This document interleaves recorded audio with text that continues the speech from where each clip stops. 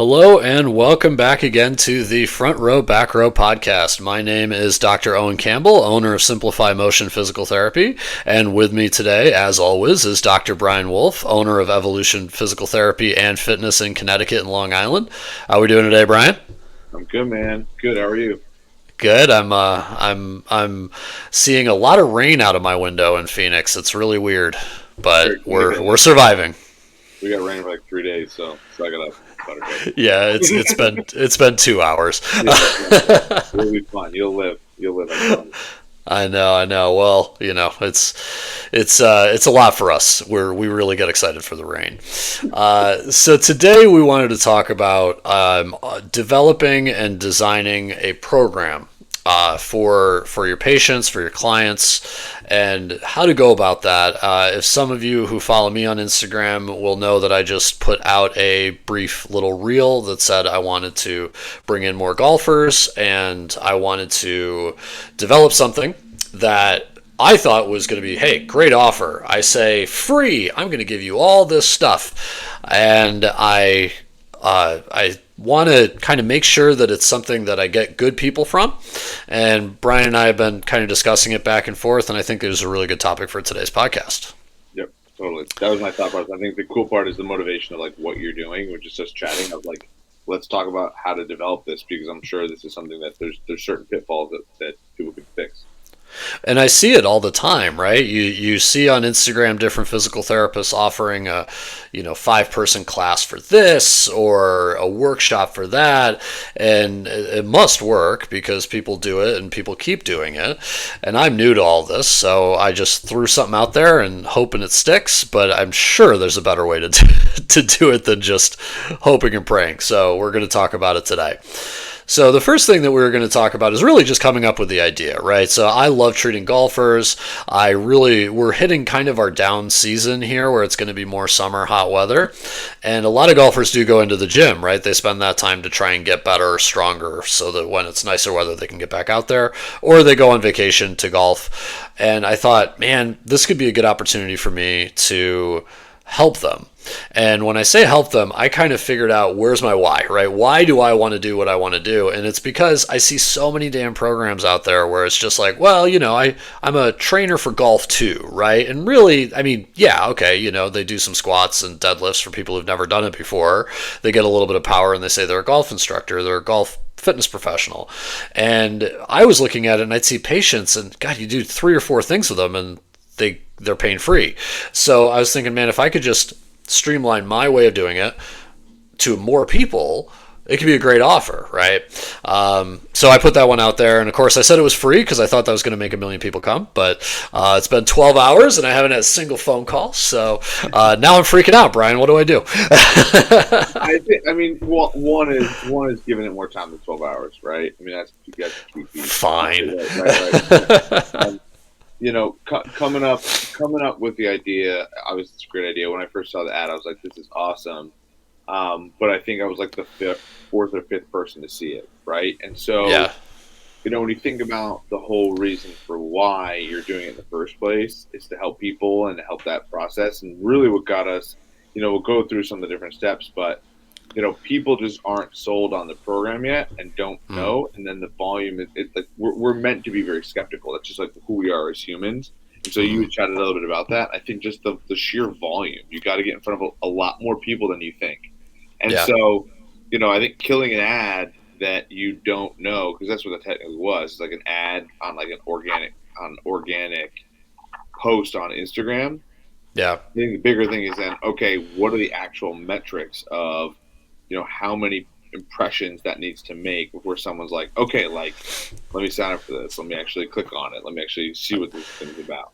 So you're telling me I got to spend money on giving something away for free? Yeah, probably. Is basically what you're telling me. Probably, which is crazy, right? And it's a reason, by the way, not to give stuff away for free. Oh, thanks. Good. I've already put myself out there. Here's the thing, right? Here's the thing. I also think that what that post was advertising. I'm looking for 5 golfers, to want to work with me for free. 5 golfers, right? Yeah. And so that itself could be anything, and we'll get to the fulfillment side of it. But the reality is, like, I actually joke with a lot of this stuff when you're designing a program is the actual fulfillment of the program is totally last. You like how Yeah. to actually like if a person signs up for free and you're giving them so much crazy value. I know we had chatted about like the 12-week program. Like you can just give them 12 weeks of like on online programming. Like here's something Yeah. like here's a sheet that I put together of things you're going to do for 12 weeks.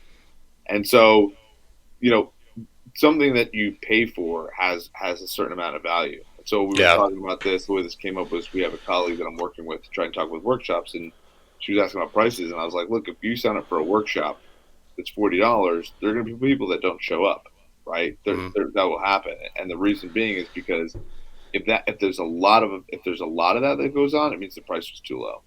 So the Mm-hmm. reality is, if I think about it, if I mean, you and I are both married men. If I sign up for a Mm-hmm. workshop, it's $40, and I no show it. My wife's probably not going to care. But if I Yeah. spent $1,000 for that workshop and I didn't show up, my wife's got some questions. You know what I Yeah. mean? So Yeah. I think when that process happens, that's the value. Free has a value, and value is time. But it also like I also don't think you couldn't backtrack a little bit. You know what I mean? Yeah. Because free could be, hey, the free offer is I'm going to give you programming, but what I'm also looking for is I have this other program where you could do it with me in the gym, and it's Yeah. $100. Okay. You see what I'm So saying? different, Make it upsell. different. Well, and the nice thing is, like you said, not many people saw that, right? Outside of my friends and family, right? Yeah, So, because my social media following is nowhere near, thousands or whatever, right? yeah, So that's one side, right? And the other thing that I'm thinking once I said, well, I'm paying to advertise something for free. Well, really, I mean, the main reason I did this is so that I could get a lot of data, right? Like I want to make sure that it works. I want to ask these people like, what price would you pay for this, right? And I want to make sure that I can develop a program and do that in my schedule, right? yeah. So there are some benefits that obviously I want to get, right? And if it works out and it's a really good program, then yeah, of course I'm going to be charging enough to make it worth it. But it's these things that I'm thinking of, with the marketing and with the offers, and how does somebody kind of find that sweet spot? Is it just trial and error like what I'm doing, or is there kind of like any sort of rules to live by when you have a workshop? Like how many people is too many? How few is not enough? What are some of those things when we're developing that offer that we want to kind of think about? Yeah, I mean, I think when you're thinking about developing, you said something interesting just there. Was like, I think when you're developing the offer and how you develop it, I think one of the things that's important here is like, say you set up an offer, right? Like yours was a 12-week offer.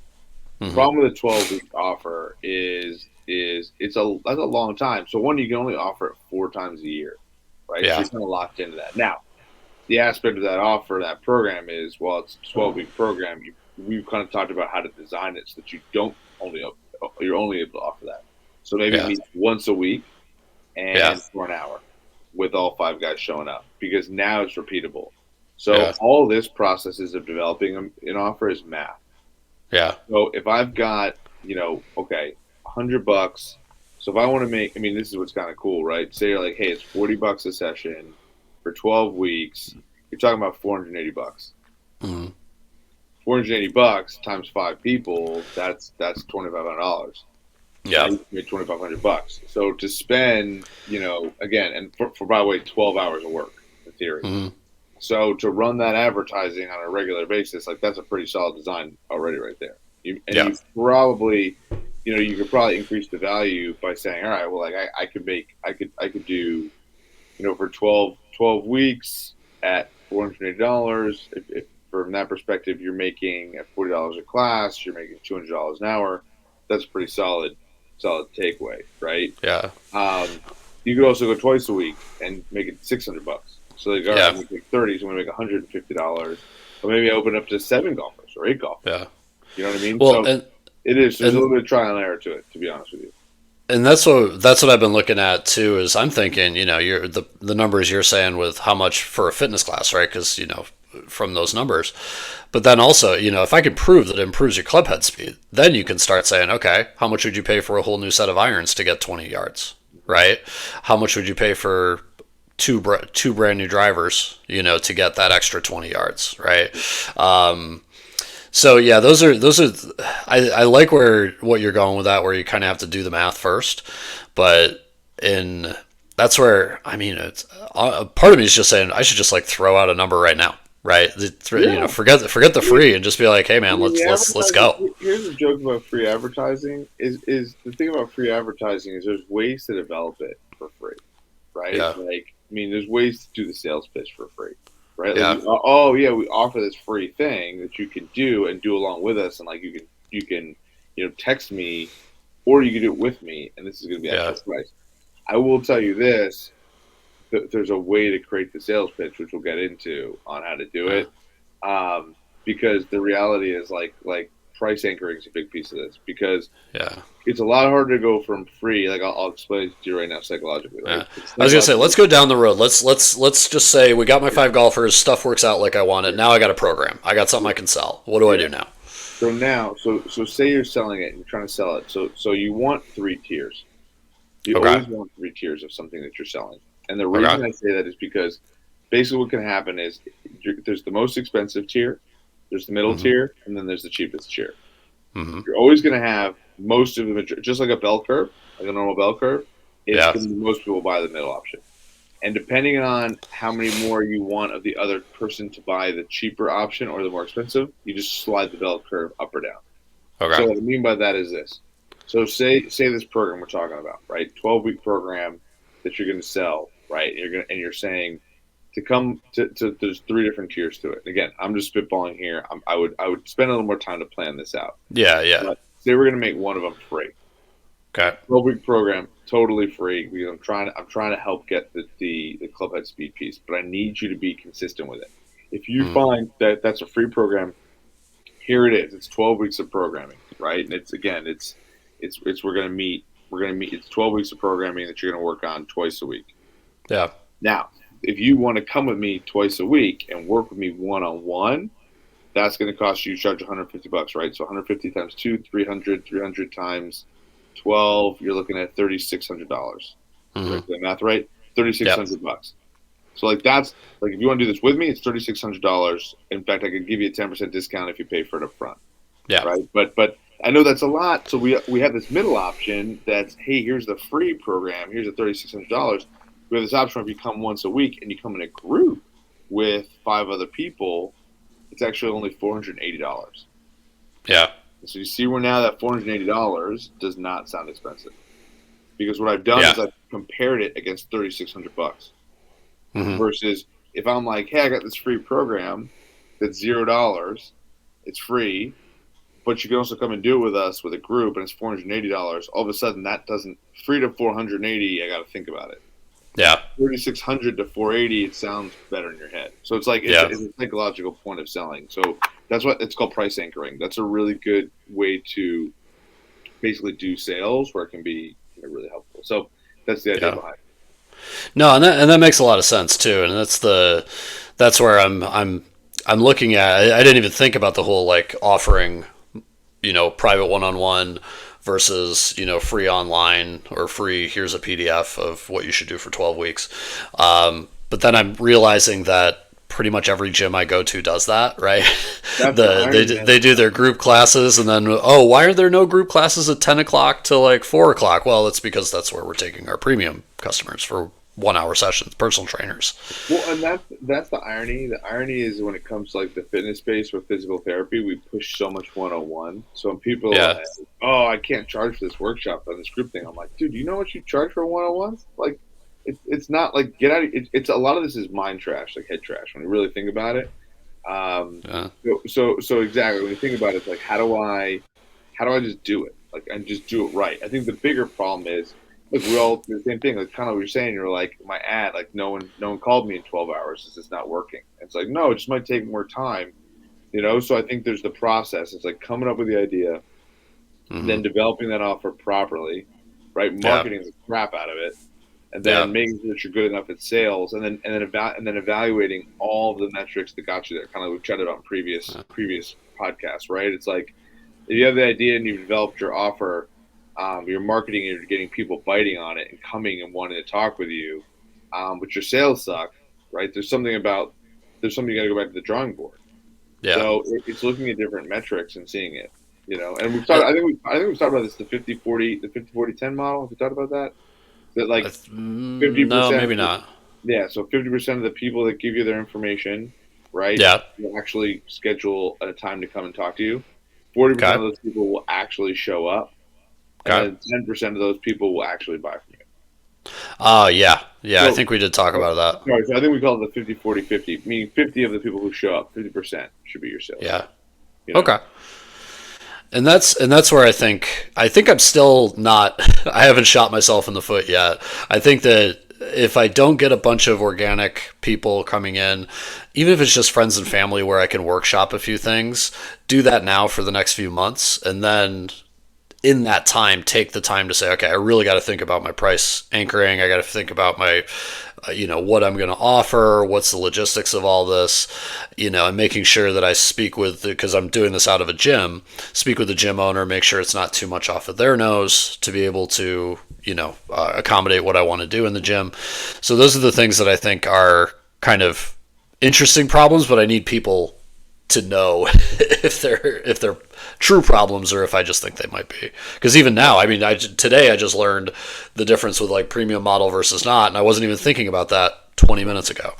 Yeah, yeah. I mean, I think anytime you're thinking about like, when you think about what you're trying to do in terms of like how to get certain people to pay for certain things. I mean, I don't want to say like, hey, make sure that people pay for everything because I think that it's great to have these free options. Mm-hmm. But I don't think that necessarily every free option has to be the identical thing to what you're paying.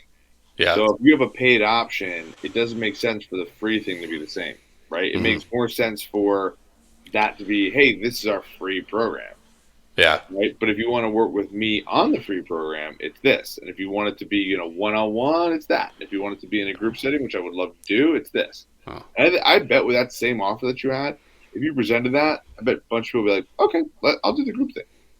yeah. And actually, then there's a point where, say, a bunch of people start taking the free thing, you just take the free thing away, and you make it worth something, Yeah. And Yeah. then you just bump the free piece. Imagine if now all of a sudden this is what happens.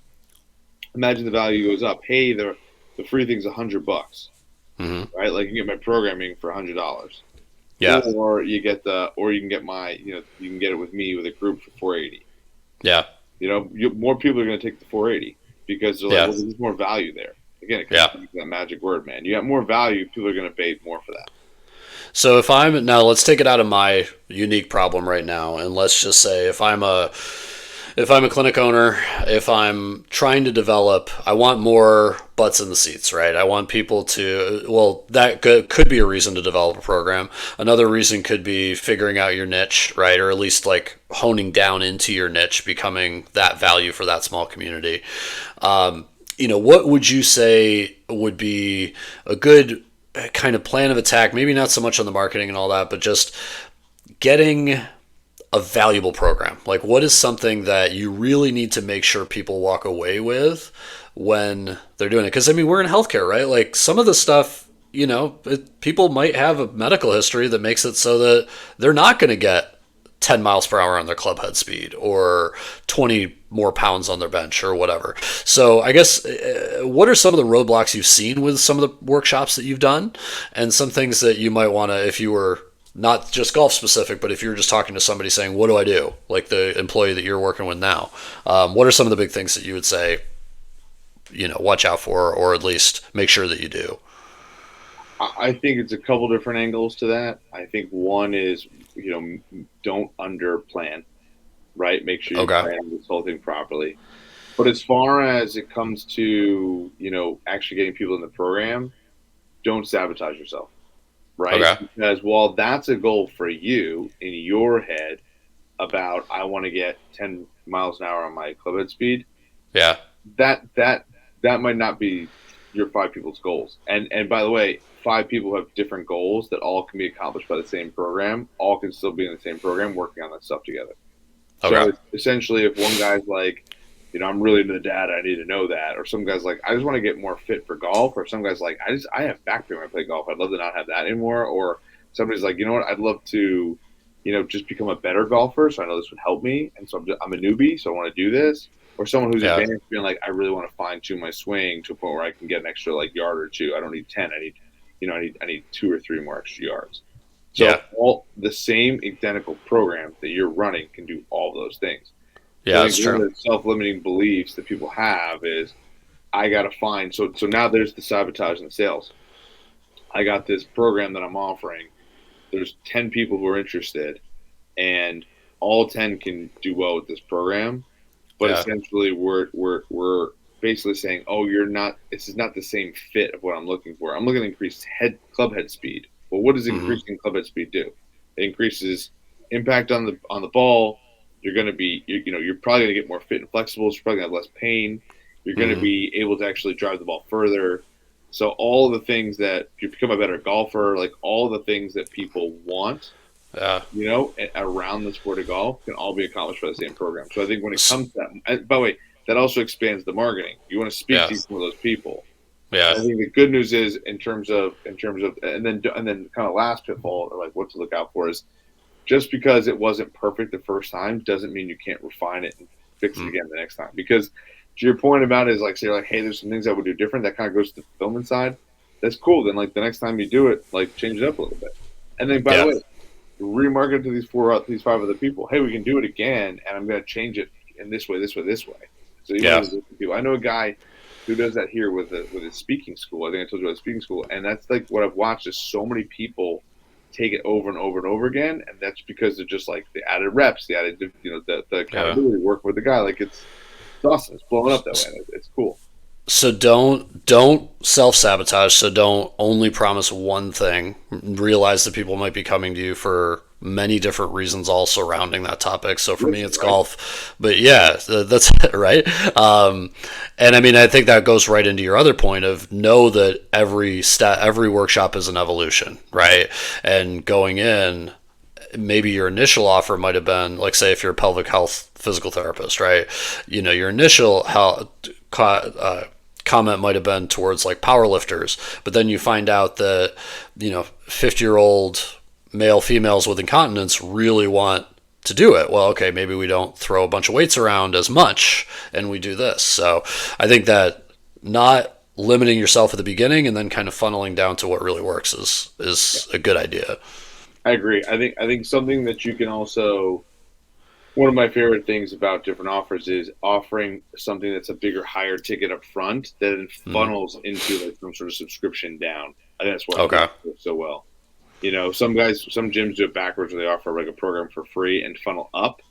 And so I Yeah. think it's actually better to offer something at a higher ticket and offer and funnel it down. Ah, Because okay. something that we talked about is more people are likely to funnel down than up. And Oh, so okay. that's why I think people struggle with like the free offers aren't working, and like then you get into all the math on churn and whatnot. I Yeah. think with programs like this, you can build really great programs, that are really fun that people Yeah. can get cooking on. So I think that's the aspect of it is like designing it, coming up with that idea, and then again, this is a process, right? That you're gonna Mm. have to constantly work on. So for the love of God, make sure it's something that you love to do. Because if it's like you know what I mean. If you do like this is one of Yeah. those things. If you do a balanced program and you don't want to do stuff with geriatric population, like God, I see so many PTs falling in that nightmare. Where Yeah. they're like, I don't want to do X, Y, and Z. I just want to do this, and it's like, okay, like then make sure, please, to develop something around there because then you're gonna just be pumped, whether it's free or not. Yeah. Like you said, you're gonna get something out of it because you're gonna be excited about Yeah. actually doing it. You know? Well, that goes to the last kind of topic we wanted to hit is, where do you go if it's successful and if it's not? And honestly, if it's not successful and you're like, okay, I tried doing something I love and maybe I'll try something else. But if it's successful, you got to live with that. Yeah. Like, you got to keep doing something that you don't want to do because Yeah. like, I mean, you can't turn down, a successful program that people love. So I always think that's, you got to start with passion, right? You got to start with providing value around your passion. And if it really works, then stuff will flow from there. And then if it doesn't work, then at least you're passionate enough about it that you'll probably give it a second or third or fourth try and eventually hit on something. Agreed. And I mean, if you think about the whole process, right, in terms of it will be successful or not, it'll be successful if you love it, right? Like if Yeah. you love it, it's going to be great because what's going to happen is people are going to word of mouth will explode. Like the program, you'll refine it, you'll want to work on it, you'll be like endless.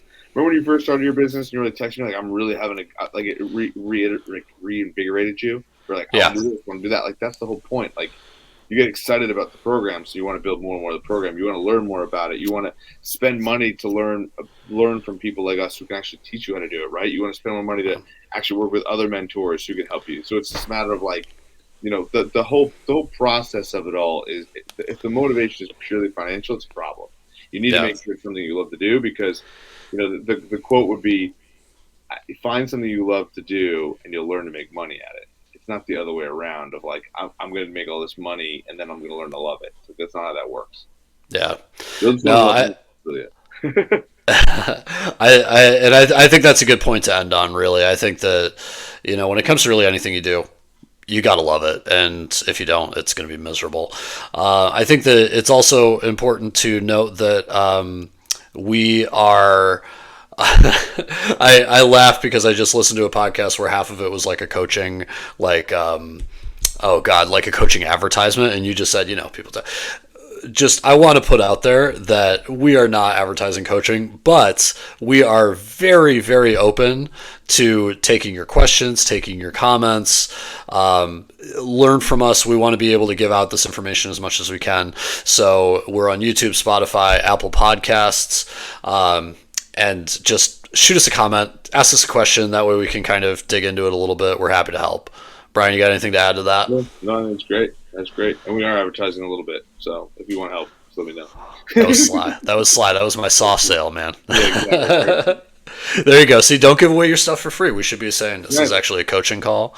That's Your right. your Apple account will be charged now. No, I'm just kidding.